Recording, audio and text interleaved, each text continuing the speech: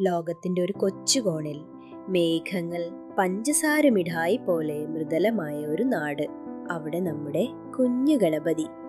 അവന് ദയയുള്ള ഒരു ആനയുടെ മുഖവും തിളങ്ങുന്ന വലിയ കണ്ണുകളും മധുരം ഒരുപാട് ഇഷ്ടപ്പെടുന്ന ഒരു ഉണ്ട വയറും ഉണ്ടായിരുന്നു.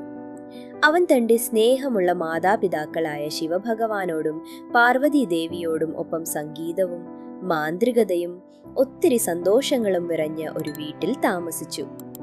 ഇന്ന് ഒരു രുചികരമായ ദിവസമാണല്ലോ. ഒരു ഉച്ചയ്ക്ക് ഗണപതി പൂന്തോട്ടത്തിൽ കളിക്കുകയായിരുന്നു. ചിറകുള്ള ആഭരണങ്ങൾ പോലെ പൂമ്പാറ്റകൾ പാറിപ്പറന്നു. അപ്പോഴാണ് എന്റെ വയറ് സംസാരിക്കുന്നു. പക്ഷെ അതിനെന്താ വേണ്ടത്? ആഹാ, ഒരു മാമ്പഴം, ഒരു വലിയ നീരുള്ള മാമ്പഴം. പെട്ടെന്ന് അവനൊരു കാര്യം ഓർമ്മ വന്നു. അകലെ മഴവിൽക്കാട്ടിൽ എല്ലാ പഴങ്ങളെക്കാളും മധുരമുള്ള ഫലങ്ങൾ വളരുന്നു. മൂഷിക, നമുക്ക് മാന്ത്രിക മാമ്പഴങ്ങൾ കണ്ടെത്താൻ പോകാം.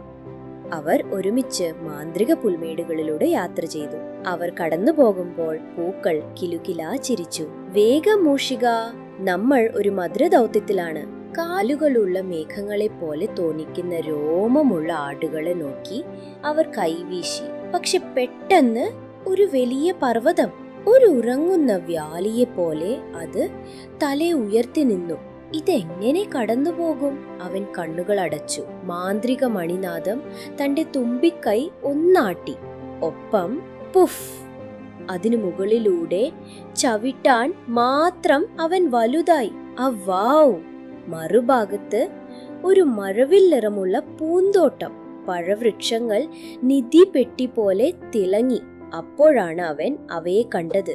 പൊന്മാമ്പഴങ്ങൾ, വലുതും തിളക്കമുള്ളതും മധുരഗന്ധമുള്ളതുമായ മാമ്പഴങ്ങൾ. മാമ്പഴം!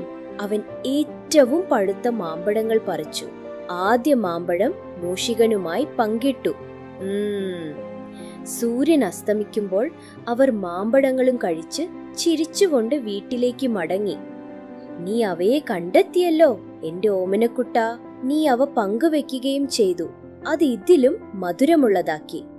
സാഹസികതയും മാമ്പഴങ്ങളും. ഇന്നത്തെ ദിവസം നന്നായി.